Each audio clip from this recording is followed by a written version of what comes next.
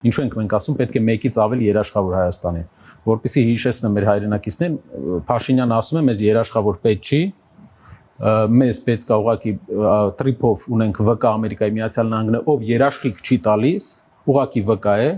մեզ ոչ մի երաշխավոր պետք չի, Ադրբեջանի հետ հարաբերությունները մենք ինքներս կկարգավորենք։ Ադրբեջանը լինելով այսօր արդեն ուժեղացած երկիր, Փաշինյանի կառավարման սկզբում Ադրբեջանի Հայաստանի միջև ռազմական տարբերությունը 2.5 անգամ էր, այսօր արդեն 8 անգամ է։ Ինչն է մեր առհավատչան, որ մենք ունենանք երաշխիքներ երկարատև խաղաղության, եթե Ադրբեջանի ղեկավարությունը մի օր որոշի նոր